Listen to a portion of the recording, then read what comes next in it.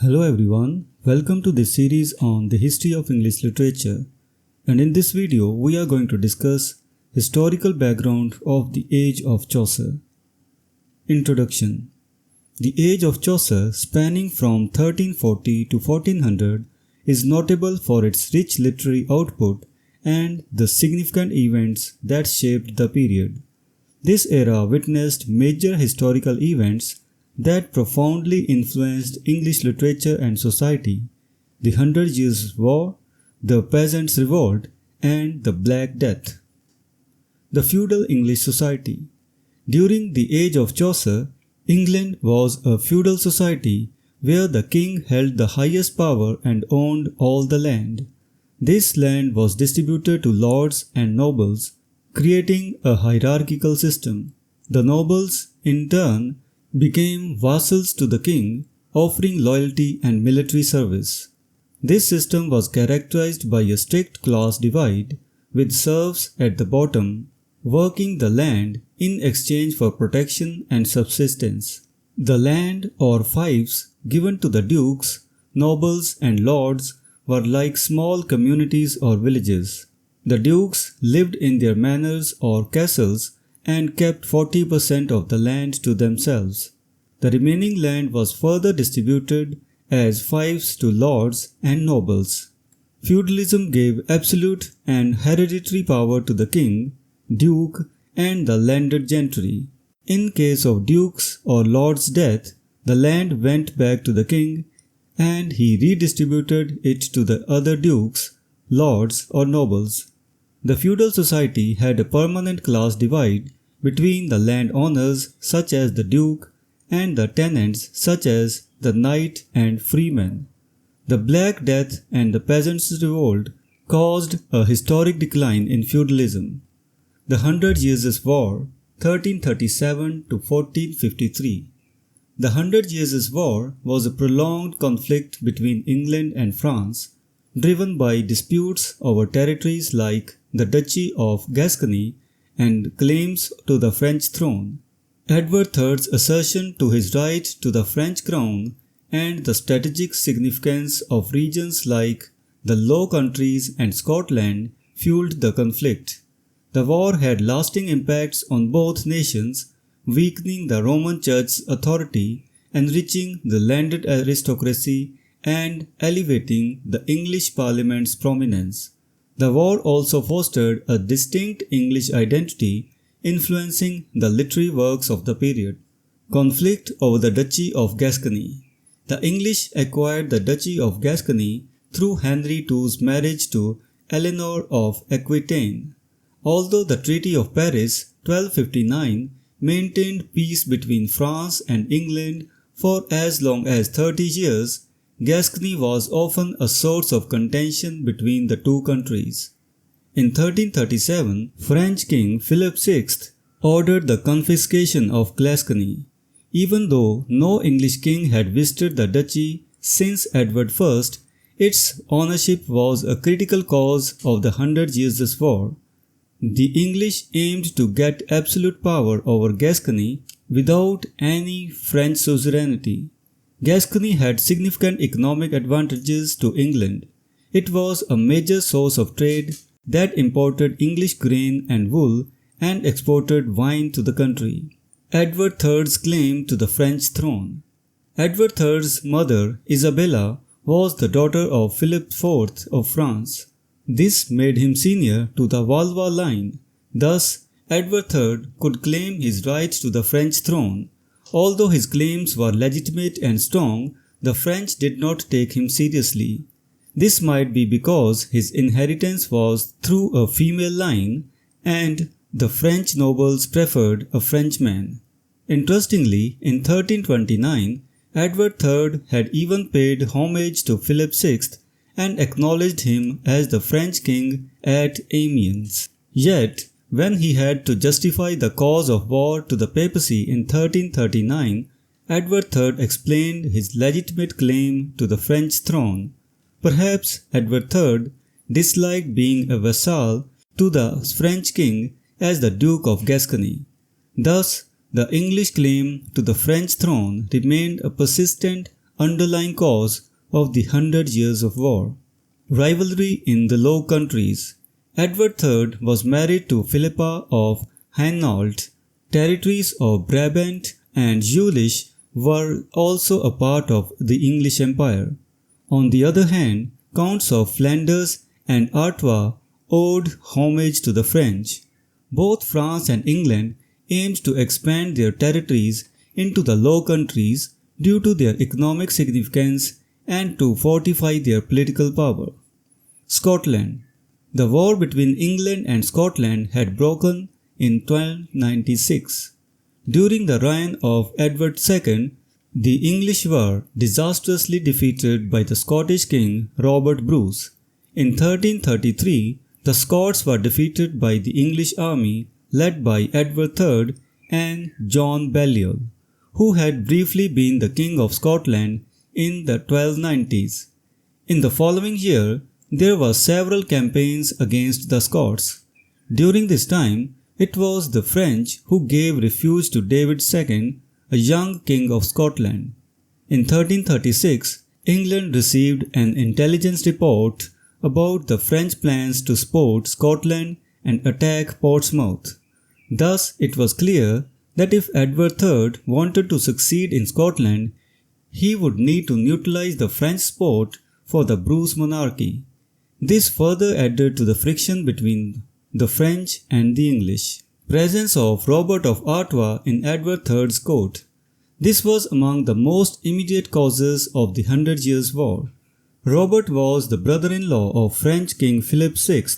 He was disgraced from the French court for forging documents to claim the county of Artois and had fled to the English court of Edward III. This sport further infuriated Philip VI and acted as the last straw. In 1337, Philip VI confiscated Gascony and raided the English south coast the next year. Thus began a war that continued for 100 years and had a lasting impact on the economy, society and culture of both countries. Impact of 100 Years' War on the age of Chaucer. The 100 Years' War had a lasting impact on the English economy, society and culture. Although the war was a long one, it was not continuous. Additionally, most of the English army survived the war. The army that fought in the various battles of the war was as less as 1/3 or just half of 1%. Most men who participated in the war were noblemen or lords, and earls were prominent commanders. Going to war used to be a profitable occupation. The Battle of Crecy. The Battle of Crecy was one of the key battles of 100 Years' War. It was a decisive English victory that demonstrated the effectiveness of the English longbow and marked a shift in military tactics. During the war, money came from several sources such as plunders, prisoners' ransoms, and profits of office and taxes in occupied territories. The French did not gain much during the war because most of the battles were fought there. The English lost all the French territories except Calais, but they were able to exploit them first. Most of the money was accumulated by the landed aristocracy. The gains from the war cushioned them against the impact of falling agricultural profits and fortified their stability. The English nobility expanded significantly after the war. However, the expansion was not limited to heredity anymore. New members came through property ownership instead of inherited ranks. Where the landed aristocracy became richer, the lower sections of the society had to endure severe economic hardships. As a result of 100 Years' War, wool could no longer be exported from England and wine could no longer be imported from Gascony. This was extremely detrimental to the cloth makers. Similarly, merchants were severely impacted by pirates and the English army often called for the fishing boats. The region of Southampton was often raided by France. This economic crisis and unrest among the working class were further aggravated by the heavy taxes levied due to war and the Black Death in 1348. The medieval English Parliament, the 100 Years' War, was resulted in the development of a stronger parliament in England. Due to the war, the English barons accumulated significant wealth by keeping it to themselves. On the other hand, the monarch continuously lost money. The king also could not levy taxes without the parliament's permission. Since the English monarch had to levy multiple taxes due to the war, the body was called upon several times. Even though the king was still the most powerful, the frequent meetings highlighted the presence of the parliament. It became a part of the English political life. This was the beginning of a shift, a small dent in the absolute monarchical power. The loss in the 100 Years' War forced the English to question the king's divine right. The monarchy slowly but eventually had to relinquish its power. Fortunately, this also saved England from the fate of French royals during the Revolution. In contrast, the French monarchy became stronger after the 100 Years' War. The French king was free to levy as many taxes without any consultation. This eventually led to the French Revolution in the 18th century. Before the 100 Years' War, French was the official language of the court. However, after the war, England became detached from the political affairs of mainland Europe. It developed a distinct English identity which was evident in the literary works of the age of Chaucer. The Black Death, 1348. The Black Death was a devastating bubonic plague pandemic that decimated nearly one-third of England's population. The plague disrupted the feudal system by increasing the demand and value of labor, leading to greater autonomy for workers. It also eroded the church's unquestioned authority as people began to question their faith in the face of such widespread suffering. The Black Death wiped out nearly one-third of the English population and significantly damaged the established medieval feudal system. Since most of the English population succumbed to the plague, the demand and value for workers increased. The mass devastation caused by the plague also impacted the blind faith in church among people. In the longer run, the critical labor shortage and economic collapse that caused a decline in the feudal system resulted in greater freedom and autonomy among the working class. The Peasants' Revolt, 1381. The Peasants' Revolt of 1381 was a major uprising fueled by economic hardships, the Black Death, and the poll tax. The revolt was led by figures like Wat Tyler and driven by demands for the abolition of serfdom, fair wages, and participation in local governance. Although the revolt was ultimately suppressed, it resulted in some social changes, including the abandonment of the poll tax and a loosening of wage restrictions. Besides the 100 Years' War, the Peasants' Revolt of 1381 was a major historic event during the age of Chaucer. The War and Black Death of 1348 resulted in a debilitating financial crisis for the peasants and the working class. To compensate for the rapidly depleting royal funds, the poll tax was imposed on all peasants above the age of 15, irrespective of their ability to pay. The labor shortage caused by Black Death significantly increased the cost of labor. To combat this, Edward III introduced laws that restricted the wages a worker could earn. This was known as the Statute of Labourers. Thus, the workers were unable to profit from their high demand and increased value. This created a sense of unrest among the working class. Richard II and the Revolt. King Edward III was succeeded by a very young King Richard II. Since the latter was a very young boy, England was governed by his uncle John of Gaunt, who was particularly unpopular among the people. During this time, people had very little respect for the king and the government. After all, it was this government that had levied the poll tax thrice, the third being higher than the previous two. The peasants became increasingly anxious that the freedom and increased pay that they had finally begun to get would be taken away from them.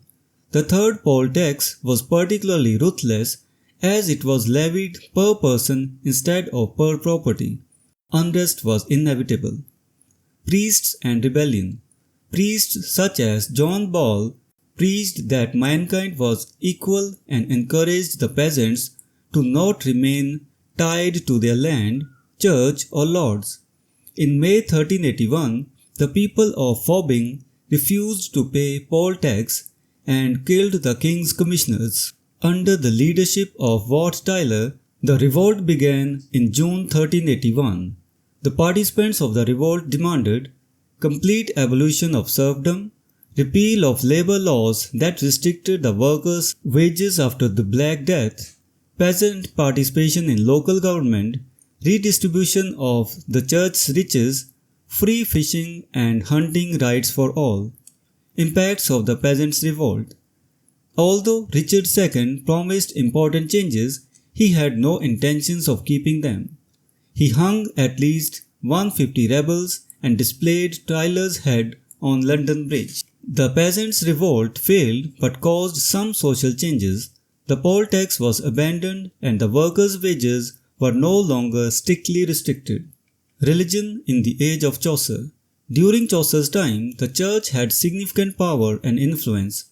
However, corruption and moral decay within the clergy were rampant.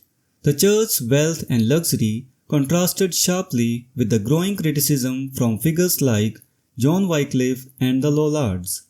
Despite this, the majority of the population remained devout, relying on the church for spiritual and temporal guidance. The clergy's education and the dissemination of religious knowledge were predominantly in Latin, limiting access to the educated elite. Clergy. The clergy in the age of Chaucer mainly included priests who served the laity in churches and parishes within dioceses. Large cathedrals and churches received some land and revenue to support the education of priests. The clergy that was well educated held key positions in the administration of the state and church. They also received some remuneration. Religious scholars were also employed as private chaplains, tutors, and assistants to both spiritual and temporal domains. The size and significance of the English clerical segment in the medieval ages were much greater than in any other period. The clergy and laymen received primary education in small local schools, after which they attended urban grammar schools. Further higher education in Cambridge and Oxford was pursued by few and through the financial aid of scholarships, gifts, and benefactions. Some advanced scholars also attended foreign universities.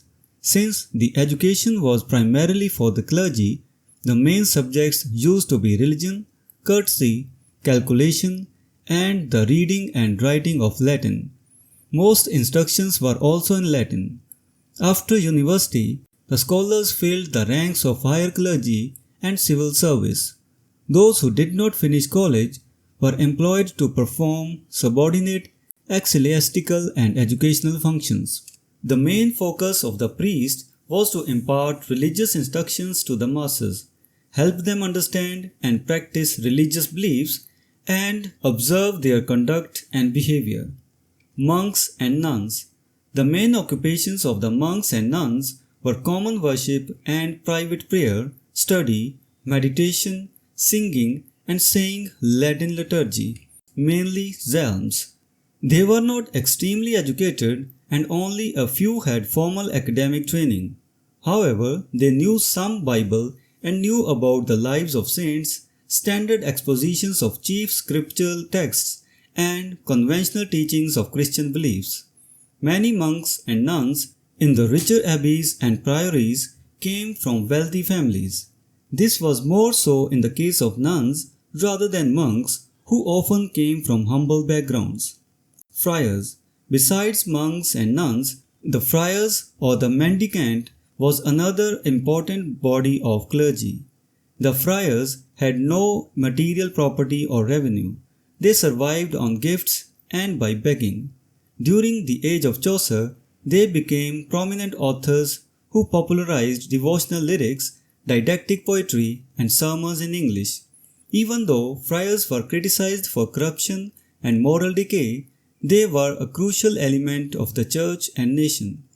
During the age of Chaucer, the majority of England was Catholic and most people were believers, attending the church and unwavering reliance on their parish priest was prevalent. The church enjoyed a very significant position in people's lives. They believed that the church was the mother of us all and that her divinely appointed officers were her ministers on earth. These ministers taught about the saints and the Bible and were rarely questioned. Almost everyone knew the Apostles' Creed, the Ten Commandments, the Pater, and the Ave. Prayers held a valuable position and people turned to the church for everything: comfort, guidance, and assistance in crisis. All significant religious works, including the Bible, were in Latin, which was the language of all religious education and instruction. Thus, it was not directly accessible to the uneducated masses. The church was the only source of instruction, worship, and consolation. Since the church service used to be in Latin, hardly anyone could understand what it meant. The common people could only faithfully repeat their Aves and Paters without any substantial comprehension. The church attempted to explain the religious literature to the masses in various ways. It employed music, drama, imagery, and in most cases wall paintings. In bigger churches, rich glass paintings were also used. However, these also required a basic knowledge of religious scriptures. Thus, religious knowledge was restricted and enjoyed by the privileged few. Its access remained exclusively among those who knew Latin. Reformation and criticism. Towards the end of the 14th century, the Christian faith remained as strong as before, but it began to need urgent reforms. Chaucer's statement, "If gold rust, what shall iron do?" highlights the deterioration of the spiritual health among the clergy and the parish. There existed stringent rules for monks such as the commanding of claustration, prohibition of extravagance such as fur and gold, etc. Bishops often visited monasteries and nunneries to keep a check on their lifestyles. However, when William of Wykeham visited the priory of Selborne, he found that monks were absent from their cloister, practiced hunting and sports, and even indulged in gold, fur, and frivolous conversation. Similar spiritual decay and corruption were observed by Bishop Alnwick during his visit to the Lincoln diocese. This monastic decay became the raw material for Chaucer in his portrait of the monk in the Canterbury Tales. The prevalent religious corruption and power abuse were further critiqued in the works of Langland, Gower, and Wycliffe. Wycliffe points out, 4 or 5 needy men might well be clothed with one cope and hood of a monk, and that large cloth served to gird wind and prevent him to go and do his deed. If the monks were corrupt, the friars were worse. Their greed for money, unscrupulous practices, shameless indulgence in luxury, and easy penances are often exposed and critiqued in the literature belonging to the age of Chaucer. Monarchs in the age of Chaucer. The period saw several notable monarchs, each contributing to the socio-political landscape.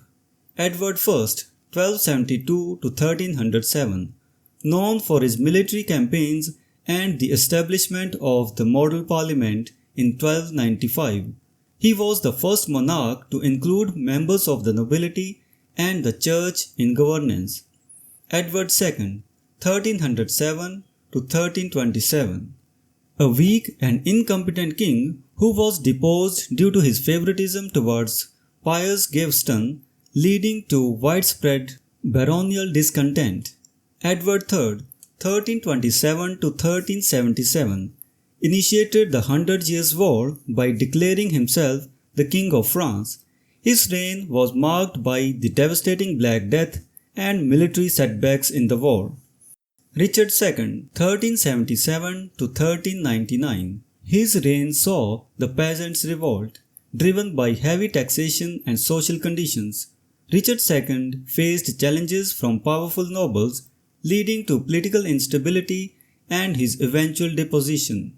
Henry IV, 1399 to 1413. The first ruler of the House of Lancaster, Henry IV usurped the English crown from Richard II. This reign marked the end of Plantagenet dynasty and the beginning of Lancastrian rule. The intellectual and literary climate. The age of Chaucer was a time of intellectual awakening and literary innovation. Geoffrey Chaucer, the period's most prominent literary figure, provided a unique perspective on the societal changes of his time. His works reflect the transition from medievalism to modernism, capturing the spirit of inquiry and the critique of established norms. The growth of the middle class, the rise of towns and trade, and the influence of foreign literary traditions from Italy all contributed to a vibrant cultural milieu. Chaucer's literary contributions were shaped by the significant events of his time. His works, including the Canterbury Tales, provide insights into the lives of people from different social strata, reflecting the complexities of the period. Chaucer's ability to weave humor, critique, and social commentary into his narratives makes him a pivotal figure in English literature. Conclusion. The period between 1350 and 1450 marked by significant upheavals and transformations. The socio-political events, including the 100 Years' War, the Black Death, and the Peasants' Revolt, shaped English society, weakening feudal structures and the church's authority. These changes fostered a new intellectual and literary environment, exemplified by Chaucer's works, which bridged the medieval and modern worlds. The age of Chaucer thus stands as a pivotal era in English history, characterized by profound social, political, and cultural shifts. So this was the discussion on the historical background of the age of Chaucer. We will meet in the next video and discuss some other topic. Until then, goodbye and thank you.